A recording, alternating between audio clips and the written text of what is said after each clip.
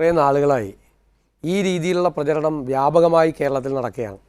ഈ പട്ടിണിക്ക് നമുക്ക് ആഴത്തിലൊന്ന് ചിന്തിച്ചു നോക്കണം. സംഘപരിവാറിൻ്റെ വിവിധ സംഘടനകളും നേതാക്കളും വ്യാപകമായി കേരളത്തിൽ എല്ലായിടത്തും അമ്പലങ്ങളിലെ വരുമാനം, ഭക്തന്മാർ കാണിക്കയായി അർപ്പിക്കുന്ന വരുമാനം ഉൾപ്പെടെയുള്ള കാര്യങ്ങൾ സർക്കാർ കൊണ്ടുപോയി ട്രഷറിയിലടക്കുകയും മറ്റു കാര്യങ്ങൾക്ക് ഉപയോഗിക്കുകയും ചെയ്യുകയാണ് ഒരു വശത്ത്.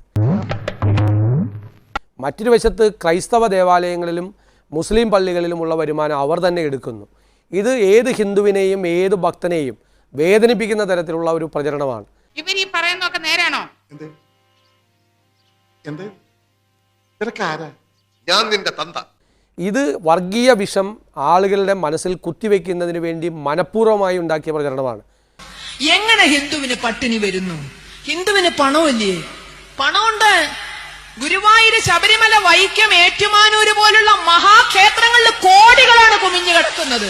ഇവർ എങ്ങനെ മണത്തറിഞ്ഞു? എവിടെ പോകുന്നു ഈ പണം എന്ന് ഈ നിൽക്കുന്ന ഹിന്ദുക്കൾക്ക് എപ്പോഴെങ്കിലും ചോദിക്കാൻ സാധിച്ചിരുന്നെങ്കിൽ ഇന്ന് ഈ അങ്ങാടിയിൽ ഇരിക്കേണ്ട ഗതികേട് നിങ്ങൾക്ക് വരുമായിരുന്നില്ല. എവിടെ പോകുന്നു ഈ പണം അന്വേഷിച്ചിട്ടുണ്ടോ? ഇടാൻ മാത്രമല്ല നമുക്ക് ബാധ്യതയുള്ളൂ. മാസാവസാനം ഭണ്ണാരം പൊളിക്കുമ്പോ ഭഗവാൻ കൃഷ്ണൻ മഞ്ഞപ്പട്ടി വിരിച്ചിട്ട് ഇങ്ങോട്ട് ഇട്ടോളൂ പറഞ്ഞു കൊണ്ടോണ്ടോ? അതാണോ ഹിന്ദുവിന്റെ ചിന്ത? നമുക്കും നമ്മുടെ പാർട്ടിക്കും അവിടെ നുഴഞ്ഞു കയറാനുള്ള ഒരു സുവർണവസ്ത്രമായിട്ട് കരുതിയാൽ മതി. അവിടെ കുമിഞ്ഞു കൂടുന്ന കോടികളും സ്വർണവും വെള്ളിയും ഏതിലെ പോകുന്നു? നേരിട്ട് സർക്കാർ ഖജനാവിലേക്ക് എത്തുന്നത് 3000 കോടി രൂപയാണ്. എടാ ബുദ്ധൂസേ, കാശ് സമ്പാദിച്ച് പണക്കാരനാകാന്ന് വെച്ചാൽ മൂത്ത് വരച്ച് കുഴി പോകത്തേ ഉള്ളൂ. ഹിന്ദുവിന്റെ അമ്പലങ്ങൾ അത്രയും പിഴിഞ്ഞെടുത്ത് ഹിന്ദുവിനെ പട്ടിണിയിലേക്ക് തള്ളിയിട്ട് കന്യാസ്ത്രീകളുടെ ഇരയാക്കി മാറ്റുമ്പോ ഇതുവരെ പ്രതികരിക്കാൻ നമുക്ക് സാധിച്ചിരുന്നു എങ്കിൽ നമുക്ക് വഴിയെടുക്കേണ്ടി വരുമായിരുന്നില്ല. ഇനി എടുത്തേ പറ്റൂ, കാരണം പിടിവിട്ടുപോയി. അപ്പോൾ ഇത് ഈ കഴിഞ്ഞ തദ്ദേശ സ്വയംഭരണ തെരഞ്ഞെടുപ്പ് കാലത്ത് ഞാൻ തന്നെ എൻ്റെ നിയോജകമണ്ഡലത്തിൽ 4000-ഓളം വീടുകൾ കയറി. പല സ്ഥലത്തും ചെന്നപ്പോൾ സാധാരണക്കാരായ ആളുകൾ നമ്മളോട് വിളിച്ച് ഇതെന്താണ് ഇങ്ങനെ ചെയ്യുന്നത് എന്ന് അവരത് വിശ്വസിച്ചുകൊണ്ടാണ് നമ്മളോട് ചോദിക്കുന്നത്. ഈ പ്രചരണം വിശ്വസിച്ചുകൊണ്ട്. അതുകൊണ്ടാണ് ഇത് ഗൗരവമുണ്ട് എന്ന് തോന്നിയത്. എനിക്ക് എവിടെ ചെന്നാലും ഈ ഗതികേട് എന്നെ വരും. മാത്രമല്ല, ഈ സമീപകാലത്ത് ശ്രീ വെള്ളാപ്പള്ളി നടേശൻ്റെ നേതൃത്വത്തിൽ നടത്തിയ ഈ സമത്വ മുന്നേറ്റ യാത്രയിൽ അതിന് സമാനമായ രീതിയിൽ അദ്ദേഹം തന്നെ സംസാരിക്കുന്നത് പലപ്പോഴും കേൾക്കുകയുണ്ടായി.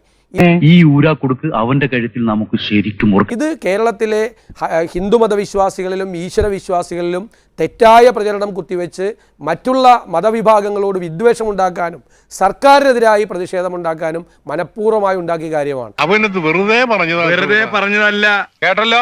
അതുകൊണ്ട് ഇതിൻ്റെ യാഥാർത്ഥ്യം പുറത്തു വരണം എന്നുള്ള ഉദ്ദേശത്തിൽ തന്നെയാണ് ഈ സബ്മിഷനായി ഇത് ഉന്നയിച്ചത്. എന്നാലും ഇവൻ ഇങ്ങനെ ഒരു കടുങ്കൈ ചെയ്യുന്ന ഞാൻ വിചാരിച്ചില്ല. കാരണം ഇത് വളരെ ഗൗരവതരമായ കേരള സമൂഹത്തിൽ വിള്ളലുകൾ വീഴ്ത്താൻ സാധ്യതയുള്ള, വിഭാഗീയത ഉണ്ടാക്കാൻ സാധ്യതയുള്ള ഗുരുതരമായ പ്രചരണമാണ്. അവൻ എന്റെ കൈയിൽ കിട്ടിയ പിഴിഞ്ഞ് ഞാൻ ചാറ് കുടിക്കും. സത്യം പുറത്തു വരട്ടെ, ജനങ്ങളും വിശ്വാസികളും എല്ലാവരും അറിയട്ടെ യാഥാർത്ഥ്യം എന്താണെന്ന്. ശ്രീ എം ജി രമേശ്, ഇനിയെങ്കിലും ഇത്തരം കള്ളപ്രചാരണം അവസാനിക്കുമോ? പറഞ്ഞതെല്ലാം കളവല്ലേ, എല്ലാം കളവല്ലേ, അതിന് പ്രത്യേകിച്ച് പറയണോ? ശ്രീ വി ഡി സതീശൻ പറഞ്ഞതുപോലെ ഇത് വിശ്വസിക്കുന്ന ഒരുപാട് ആളുകളുണ്ട്. ഇന്ന് ഈ വാർത്ത വന്ന ശേഷം നാം ഇതൊക്കെ അറിയാമെന്ന് കരുതുന്ന ഒരുപാട് ആളുകൾ പോലും ഇതിങ്ങനെയാണോ എന്ന സംശയം വീണ്ടും ചോദിക്കുകയുണ്ടായി. അതുകൊണ്ട് സർക്കാരിൻ്റെ ഈ ഉത്തരത്തിലൂടെ, ഈ കണക്കുകളിലൂടെ സത്യം ബോധ്യപ്പെടുകയാണോ? പറയാതിരിക്കാൻ പറ്റില്ല. പറഞ്ഞ കാര്യങ്ങൾ പാതി ശരിയാണ്. കാരണം സർക്കാരിന് നേരിട്ട് ഒരിക്കലും തന്നെ ദേവസ്വം ബോർഡിന്റെ പണം എടുക്കാൻ വേണ്ടി കഴിയില്ല എന്നുള്ളതൊരു വസ്തുതയാണ്. നീ കോൺക്രീറ്റ് ഇട്ടല്ലടാ. ആ കാര്യത്തിൽ തർക്കമില്ല. എനിക്കറിയില്ല കേരളത്തിലെ ഏതെങ്കിലും ഒരു ഹിന്ദു സംഘടനകൾ അല്ലെങ്കിൽ ക്ഷേത്രവുമായി ബന്ധപ്പെട്ട സംഘടനകൾ അത്തരത്തിലൊരു പരാതി ഉന്നയിച്ചതായിട്ട് എൻ്റെ ശ്രദ്ധയിൽപ്പെട്ടിട്ടില്ല. ഏതായാലും ദേവസ്വം വകുപ്പ് മന്ത്രിക്കും ആഭ്യന്തരമന്ത്രിക്കും മുഖ്യമന്ത്രിക്കും കേരളത്തിലെ ഹിന്ദു സംഘടനകൾ നൽകിയിട്ടുള്ളൊരു നിവേദനമുണ്ട്. ആ നിവേദനം ഞാൻ പരിശോധിച്ചു. ആ നിവേദനത്തിലെവിടെയും സർക്കാർ നേരിട്ട് ദേവസ്വം ബോർഡിന്റെ പണം എടുക്കുന്നതായിട്ടുള്ള പരാതി അവർ എവിടെയും രേഖപ്പെടുത്തി.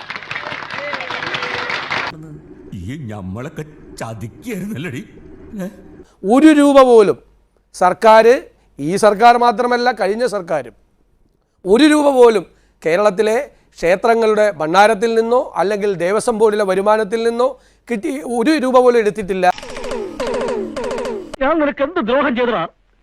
എന്റെ കാലനായിട്ടാണോ അവനെ കൊണ്ട് കെട്ടിയെടുത്തിരിക്കുന്നത്? എന്നും മാത്രമല്ല, ഇപ്പോൾ തന്നെ കഴിഞ്ഞ 5 വർഷക്കാലത്തെ കണക്കുകൾ പുറത്തു വരികയാണ്. മുതലും പലിശ ചേർത്ത് കിട്ടി. ആരും കണ്ടില്ല വാ.